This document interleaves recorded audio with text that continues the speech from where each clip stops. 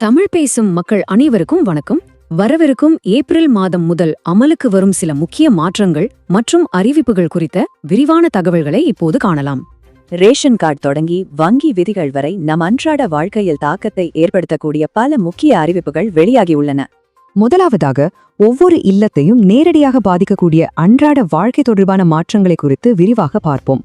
முக்கிய அறிவிப்பாக, ஏப்ரல் மாதம் முதல் 3 மாதங்களுக்கான ரேஷன் பொருட்கள் அனைத்தும் ஒரே தவணையில் வழங்கப்படும் என அரசு தெரிவித்துள்ளது. கோடை வெயிலில் மக்கள் அவதிப்படுவதை தவிர்க்கவும் கிடங்குகளில் புதிய விளைபொருட்களை சேமிக்கவும் இந்த முடிவு எடுக்கப்பட்டுள்ளது. ஒரு கவனிக்கத்தக்க செய்தியாக, ஏப்ரல் 1 முதல் சமையல் எரிவாயு சிலிண்டர் விலை உயர்வதற்கான வாய்ப்புகள் இருப்பதாக தகவல்கள் வெளியாகியுள்ளன. அடுத்ததாக, நிதித்துறையில் அமலுக்கு வரும் முக்கிய புதிய விதிகள் மற்றும் மாற்றங்கள் பற்றிய முக்கிய தகவல்களை பார்க்கலாம். HDFC மற்றும் இந்தியன் வங்கி வாடிக்கையாளர்கள் நிர்ணயிக்கப்பட்ட இலவச ATM பரிவர்த்தனைகளுக்குப் பிறகு கூடுதல் கட்டணம் செலுத்த வேண்டியிருக்கும். பஞ்சாப் நேஷனல் வங்கி வாடிக்கையாளர் பாதுகாப்பிற்காக சில டெபிட் கார்டுகளுக்கான தினசரி பணம் எடுக்கும் வரம்பை குறைத்துள்ளது. சொத்து பரிவர்த்தனைகளை பொறுத்தவரை பான் கார்டு கட்டாயமாகும் வரம்பு 20 லட்சம் ரூபாயாக உயர்த்தப்பட்டுள்ளது. அதேபோல 5 லட்சம் ரூபாய்க்கு மேல் மதிப்புள்ள வாகனங்களை வாங்கும்போதும் பான் கார்டை சமர்ப்பிப்பது கட்டாயமாக்கப்பட்டுள்ளது. EPFO 3.0 என் புதிய வசதி மூலம் PF பணத்தை இனி சில மணி நேரங்களில் நேரடியாக UPI வழியாக பெற முடியும். இப்போது அரசியல் களம் சார்ந்த ஒரு செய்தி. அதிமுக கட்சியின் தேர்தல் வாக்குறுதிகளில் உள்ள முக்கிய அம்சங்களை பார்க்கலாம்.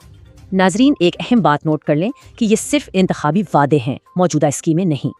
ஒவ்வொரு குடும்பத்திற்கும் ஒரே முறையாக 10,000 ரூபாய் சிறப்பு உதவித்தொகை வழங்கப்படும் என்பது ஒரு முக்கிய வாக்குறுதியாகும். மேலும் குடும்ப தலைவிகளுக்கான மாதாந்திர உதவித்தொகை 2,000 ரூபாயாக உயர்த்தப்படும் எனவும் வாக்குறுதி அளிக்கப்பட்டுள்ளது.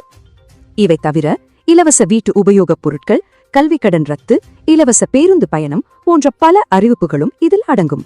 இந்த செய்திகளின் தொகுப்பில் நாம் நினைவில் கொள்ள வேண்டிய முக்கிய அம்சங்களை ஒருமுறை சுருக்கமாக பார்த்துவிடலாம். 3 மாத ரேஷன், வங்கி கட்டண மாற்றங்கள், பான் கார்டு புதிய வரம்பு மற்றும் அரசியல் வாக்குறுதிகள் ஆகியவை இன்றைய முக்கிய செய்திகள். இந்த மாதிரி ration card updates, government scheme news எல்லாம் தெரிஞ்சுக்க மறக்காம சப்ஸ்கிரைப் பண்ணி வச்சுக்கோங்க. இந்த வீடியோ பத்தி நீங்க என்ன நினைக்கிறீங்கன்னு கமெண்ட்ல சொல்லுங்க. இது உங்க ஃப்ரெண்ட்ஸ் அண்ட் ஃபேமிலிக்கும் ஷேர் பண்ணுங்க. வீடியோ பிடிச்சிருந்தா லைக் பண்ணுங்க.